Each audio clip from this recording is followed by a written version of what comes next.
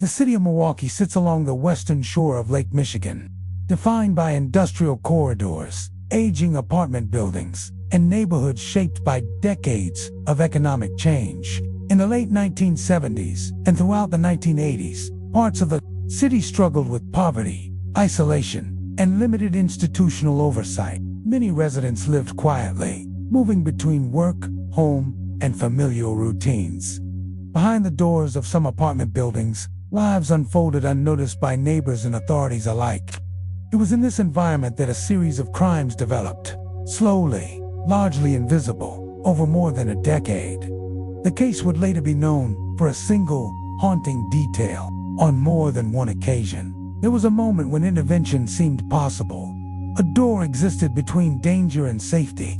It was approached, questioned, and ultimately left unopened.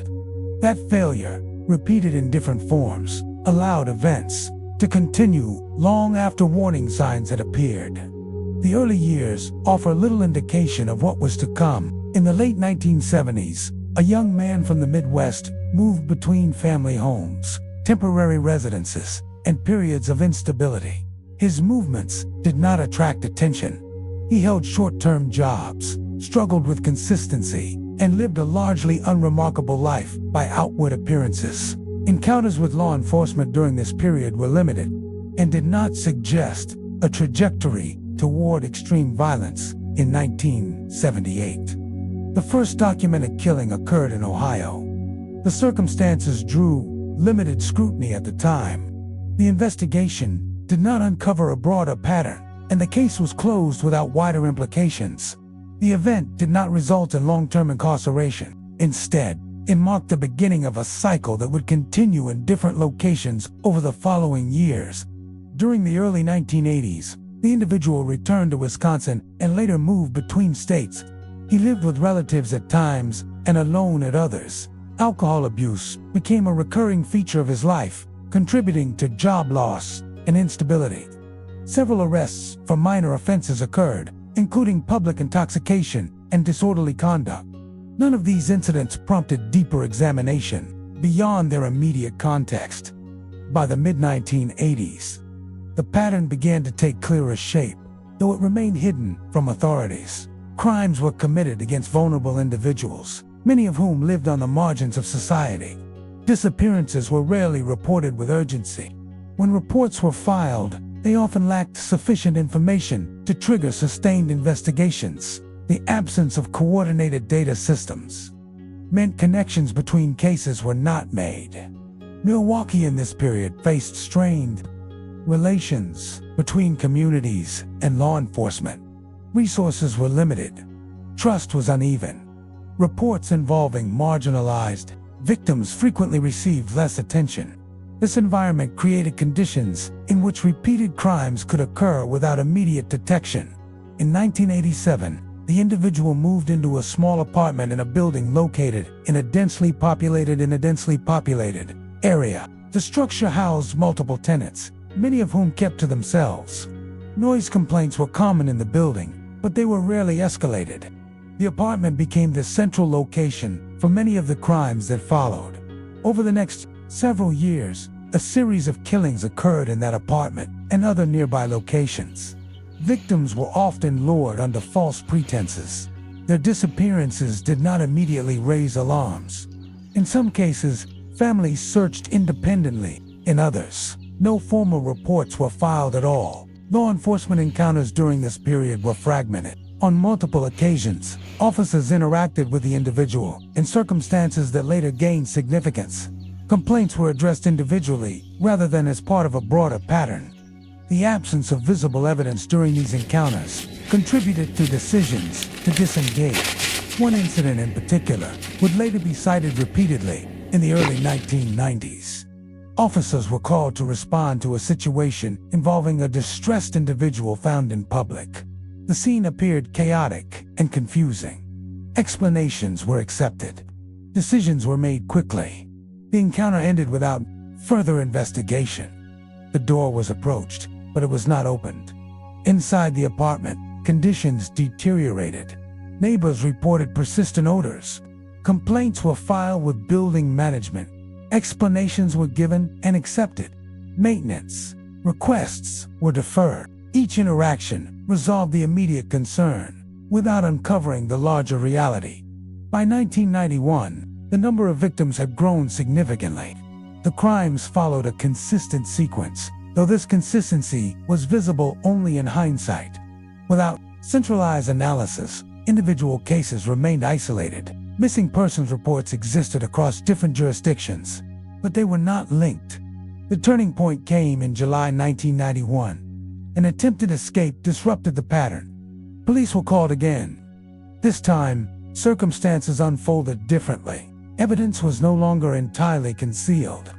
Officers entered the apartment. What they discovered ended the series of crimes and initiated one of the most extensive investigations in Wisconsin history. The arrest triggered an immediate and overwhelming response. The apartment was sealed. Forensic teams began the scene in detail. Items recovered there provided confirmation of multiple homicides. Investigators worked to identify victims, reconstruct timelines, and determine locations of prior crimes.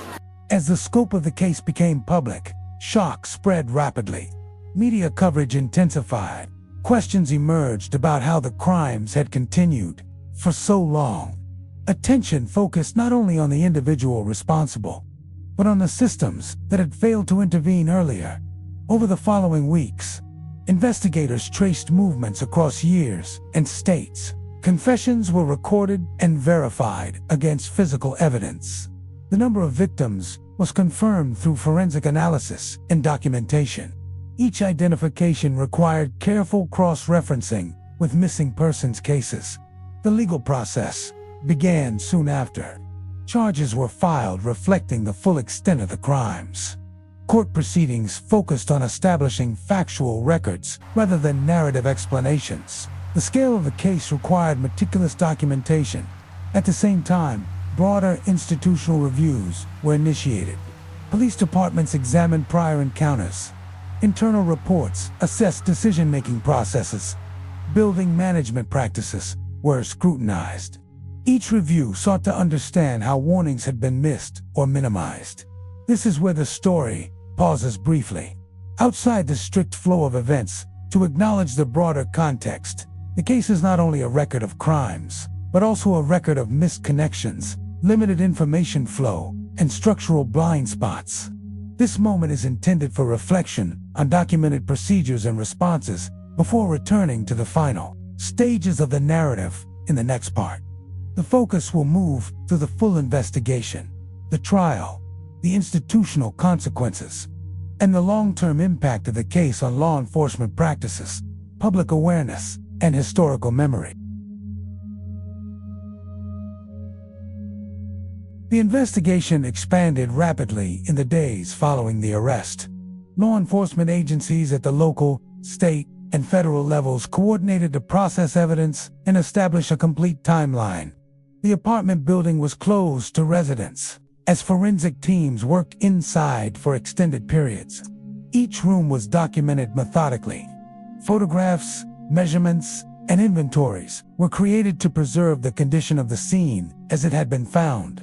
Inside the apartment, investigators located physical evidence that confirmed multiple killings. Items recovered allowed authorities to identify victims and determine methods used over a period spanning several years.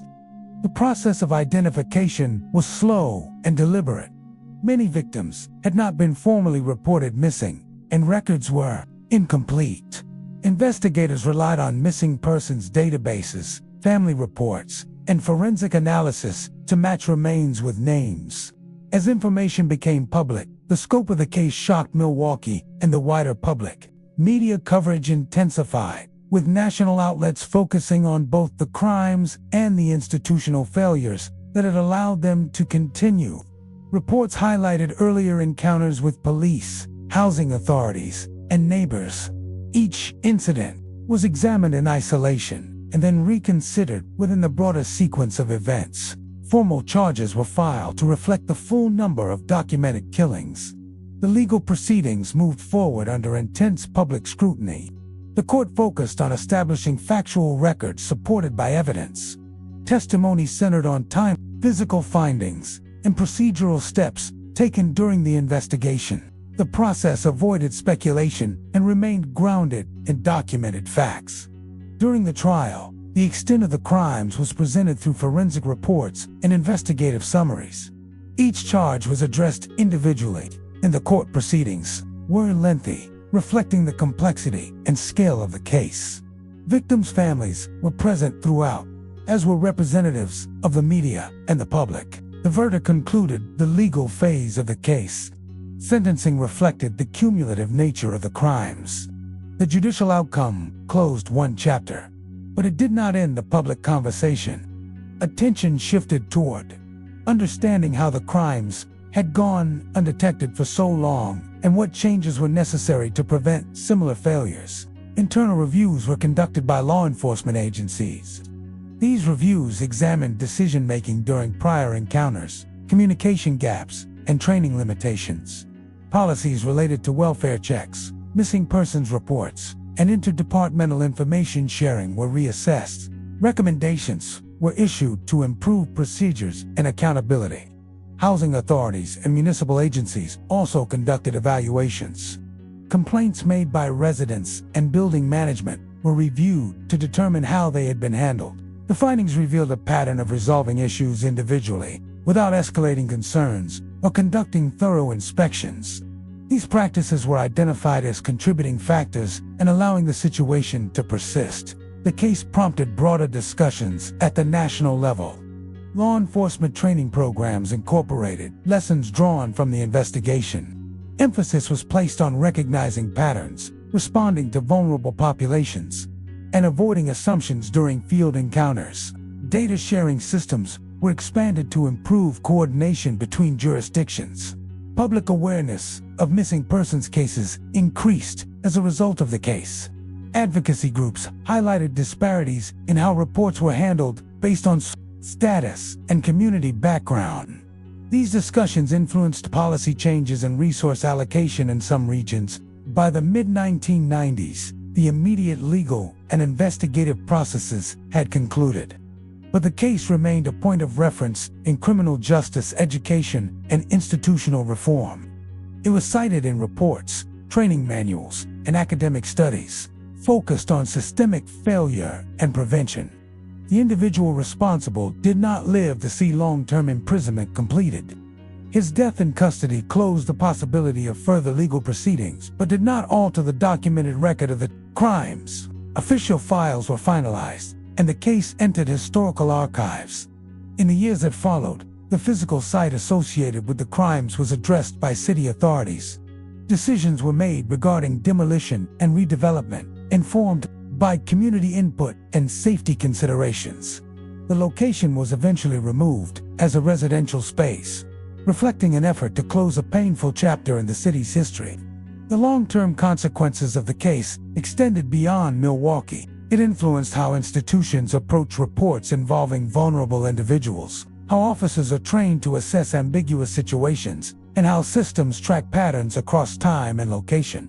The phrase associated with the case came to represent not only the crimes themselves, but the moments when intervention failed. If you find value in detailed, chronological storytelling that focuses on verified facts and documented sequences, supporting this type of work helps ensure that complex cases are presented with clarity and restraint.